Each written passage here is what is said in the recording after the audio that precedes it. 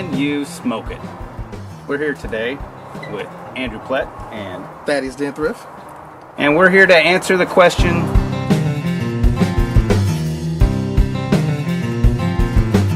what are we going to do today?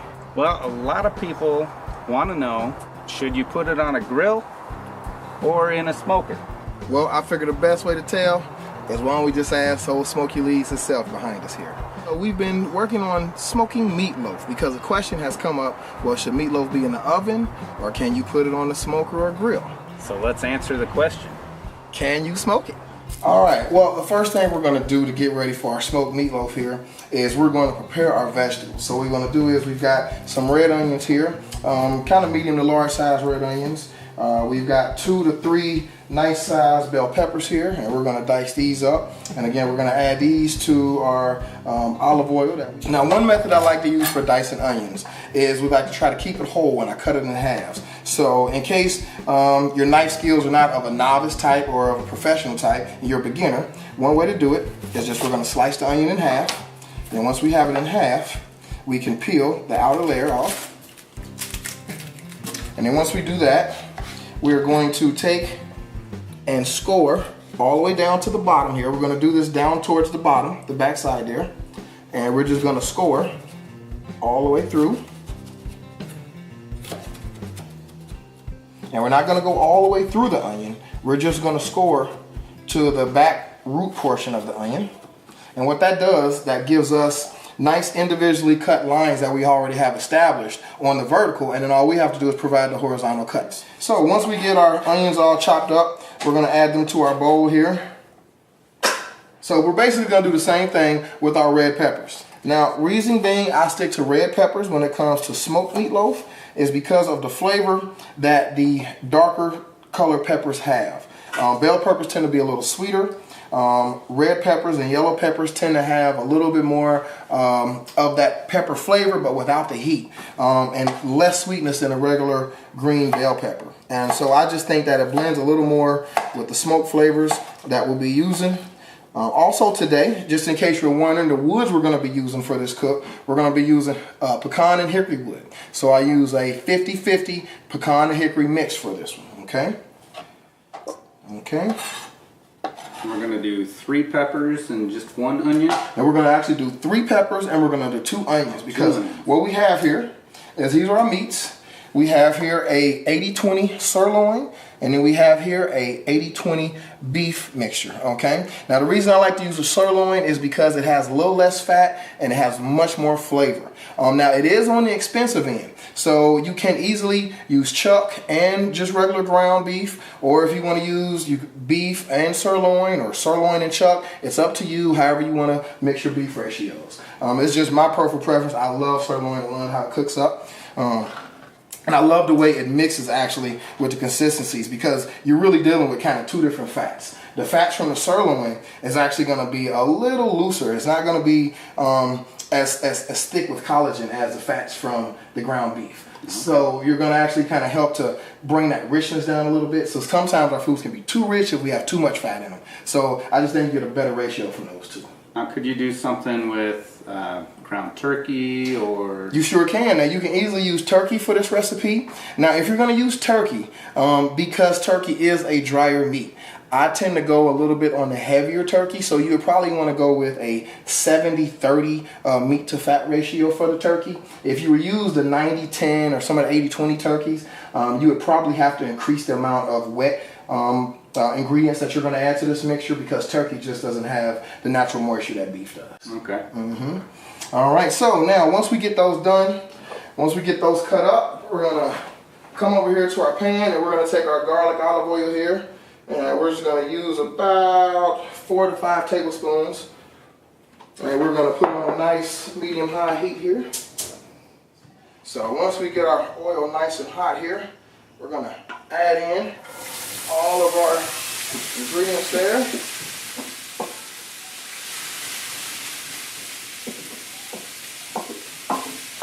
And we're going to let this work probably for about 15 to 20 minutes or so here. Like I said, just until we get a good transparent color from our onions and our bell peppers are nice and soft. And then we'll be ready to pull that and add add it to our other wet mixtures. Now, on top of that wet mixture, what we're going to do is we're going to take some granulated garlic, and we're going to add 2 tablespoons of that. So we've got our trusty tablespoons here. We're going to add 2 tablespoons of granulated garlic.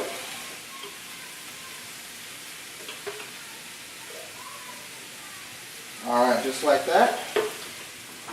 Okay, and then we're going to mix it up a little bit here. And then what I like to add is, we're going to add some salt here for flavor. Now what I like to use is Himalayan pink rock salt. It has some really good flavors to it. It's one of those salts to where it speaks for itself. You don't have to add so much of it as you would just a regular traditional iodized salt. So this is one of my favorites again, and this is just a personal preference. Alright, now next what we're going to get together is we're going to put together all of our wet ingredients that we're going to mix with our dry ingredients here with our loaf, okay? So what we're going to start with, we're going to start with our soy sauce, okay? So soy sauce, we're going to put about 3 tablespoons or so in here. And now we're going to take our Worcestershire sauce, and we're going to put right about a little less than 1/4 of a cup in here. Now we're going to add 2 eggs, okay? Now what this recipe is going to yield is about a 5.5 pound loaf. I have just a little over 2 pounds of ground beef, and I have just a little over 2 pounds of ground sirloin, okay? So once we add everything together, you're going to get about 5 pounds. And so for about every 2 pounds of meat, you want to add at least 1 egg, okay? So what we're going to do is we're going to crack our 2 eggs. We're going to put 1 in here. There's 1. And we're going to add our 2nd egg. Give it just a little light whip here to get those eggs mixed in real good with the consistency we want. That's about all we need there. Now we're going to add 3 cups of barbecue sauce. And 3. Alright, just like that. And get it all out of there. That seems like a lot of barbecue sauce.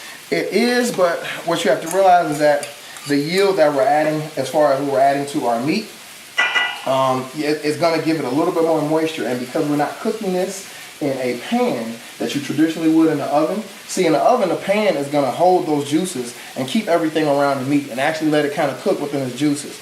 Well, because we're going to put this on the smoker and we want that smoke to penetrate all sides of the meatloaf, we're going to put it on a nice perforated pan like this, okay? Well, because of that, it's going to allow some of the juices to actually drip away from the meatloaf. So if we didn't contain or add a little more wet ingredients to that, we could run the risk of it drying out because it's not going to be sitting traditionally in the pan. Alright, so now we're going to mix this up. Now what we're going to add to this now is our seasonings, okay? So what I like to add is onion powder. We're going to add some onion powder. About 2 to 3 tablespoons is all you put in your taste. Then I like to add, now I like to use paprika.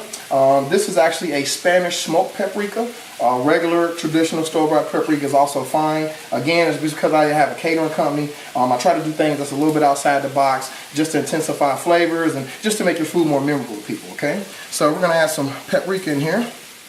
Same thing, about 2-3 teaspoons there. And we're going to add just a little bit of granulated garlic here. About 1 teaspoon or so of that. Now the last season that we're going to add is we're going to put a little bit of brown sugar, okay, just for a little sweetener, and the brown sugar helps to caramelize through the cooking process. So we're going to add about 3 tablespoons of brown sugar. So what we're going to do now is, now we've got our wet mixtures together, we're going to take our meats here, and we're going to add to our meats, we're going to add 3 cups of regular breadcrumbs. Now the main thing you've got to watch in the store is normally right next to the regular breadcrumbs or the Italian breadcrumbs. So make sure you don't get those two confused because that could throw your taste off a little bit. There's 1. There's 2. I bet all the OCD viewers out there are having a hard time watching you cook. So now what we're going to do, we've got our breadcrumbs, we've got our meat. Last thing we're going to add was our sauteed vegetables that we got up here. Alright, that's going to give us a nice flavor there. Now once you add your sauteed vegetables, always start with a spoon. These are very hot. So you want to start to kind of blend them in with your meat and the breadcrumbs with a spoon here. If you get your hand, we're going to move our hands here eventually, but you want to start with the spoon just to avoid the heat. All right, now for the brisket, what I did yesterday is we prepared a brisket yesterday that I put my own signature barbecue seasoning rub on. We smoked on Smoky Lee's out there at 250 degrees for 7 hours. So we left it totally unwrapped for 5 hours, then wrapped it and let it cook in its own juices for the last 2 hours. And then today we're going to chop this brisket down, and then we're going to actually put a center row of brisket stuffed inside this meatloaf. Now I know that sounds awesome, but that's not all. We're going to do one more thing, but this is the next thing we're going to do. So we've got our meatloaf, we've got our wet ingredients, we've got our dry ingredients, we've got it all kneaded together, and we're ready to go. So what we're going to use here is a special pan. Now this is a pan, it's supposed to be used for roasting vegetables. Now you can't always use things that what they're supposed to be used for in barbecue. And again, when you make something on a pit, you want to expose as many sides as possible so that smoke can penetrate, and the more penetration is just the more flavor. So this is a great rack to use for the meatloaf since it's perforated, and we know that smoke can penetrate through the bottom and all the top sides. So what you want to do is you want to put a piece of foil out on your counter, just like so, and then place your rack down on the counter, okay? And then we're gonna take our bowl, and our meatloaf is all nicely, tightly compacted, and we're just gonna drop her right here. Now we've got our loaf here. What we're gonna do is we're just gonna form this on our pan. The key to one of these things is you don't want a loaf that's too thick. You don't want too much height. So I would say no more in the center of about maybe 4 to 5 inches in total thickness tops. Okay, you don't want to make it too thick because then again your cooking temperatures are going to be uneven. So we're going to pat this down. What we're going to do is we're going to open up the middle of her. We're going to go right down in the middle using our hands here, just like so. We're going to get a nice little divot down in there, almost to the bottom. We don't want to go all the way to the bottom. We just want to go just short of the bottom. Okay, it looks kind of like a meat taco shell that you're gonna stuff some more meat into. Isn't that awesome, dude? That would be awesome. Hey, can you smoke it? Hey, you guys write in for that one, a meat taco shell. He said it first, right here. We'll try it. He sent it in and we'll try it. And we're gonna get our brisket and we're gonna grab it and form nice little rolls with it here, just like we're gonna do here, just like that. And then all you have to do is just place it right down in our meatloaf. Look at that. Look at that. All right, let's get some more here. And a nice little roll. We're gonna place it right inside of our meatloaf here. And we're just gonna close this up like an envelope. Just gonna close this up, look at that. I'm gonna close her up, squeeze her up there. And the top, we're just gonna kind of hide that line, cover that up there a little bit. So that is our second step. We have now got our beef meatloaf stuffed with brisket, and we're ready for step 3. All right, here we go, folks. We have finally got step 3 completed, and I'm sure you're not gonna believe it, which is why we gotta show it to you. Yes, we have bacon, braided, wrapped, beef, brisket, stuffed, meatloaf. I can barely say it. It's off the hook. I know. It's amazing. So is that a quilt of bacon? It is a quilt of bacon. Yes, it is. And I would like to say that we did have special help. We had our food stylist, Jamie, who came by and helped us to learn that weave. So we want to thank Jamie for your services. We appreciate it. But yes, this is probably one of the top 3 most awesome things being cooked today in the United States of America. Last step, guys, is we're going to take this. We're going to put her on Smoky Lee's outside for about 3 to 3.5 hours. We're going to make sure that temperature stays between 225 and 250. And in 3.5 hours, we want you to come back and take a look and see how beautiful this is. Gotcha. All right. Let's go. All right, here we are, guys. We're here with Smoky Lee's. We got Smoky Lee's burning here. We just threw some more wood into her. We're gonna let her get up to about 220, 225.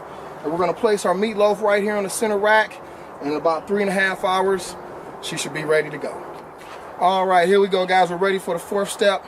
We got our meatloaf all ready to go. We got it all braided with bacon, and we're gonna put it here on Smoky Lee's.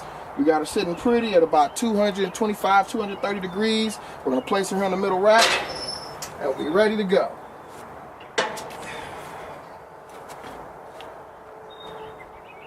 There we go. All right, we're gonna let her sit there for about 3.5 to 3 hours. All right, so we're out here by the smoker. It's getting dark outside. How long has it been? Well, it's been 3.5 hours. Meatloaf has been sitting here right in the center of the rack. We've been keeping her between 225 and about 250 degrees as we're reading right now. And I think she's ready to go. You want to take a look at her? Let's take a look. Let's take a look. Here we go. This is, for you know, this is our brisket stuffed beef bacon wrapped meatloaf. All right, here we go. Oh, let's take a look at what we got here. That is one good looking meatloaf. Yes, look at that. Bacon weave, brisket stuffed, beef meatloaf. Half sirloin, half ground. This is gonna be amazing here, folks. All right, let's take her off. This is our brisket stuffed beef bacon wrapped meatloaf, folks. Took 3.5 hours, 225 to 250. And actually a day before that, we smoked the brisket to go in it. So this is about a 2-day process, but I'm sure it'll be worth it. If you guys out there in TV world have any ideas of what you think Smoky Lee's can handle here, or any ideas of what you can smoke, or if you even question whether you can smoke it, you send it in to us. You hit me at littlenix@gmail.com. That's littlenixbarbecue@gmail.com. Or you hit my man Drewski here. Yeah, this is produced by Pletsky Productions. You can send emails to pletsky@gmail.com if you have any questions, comments, suggestions. Stay tuned for our next episode for Can You Smoke It, where we're gonna try to smoke a deep dish pizza. That's right, Chicago style, baby.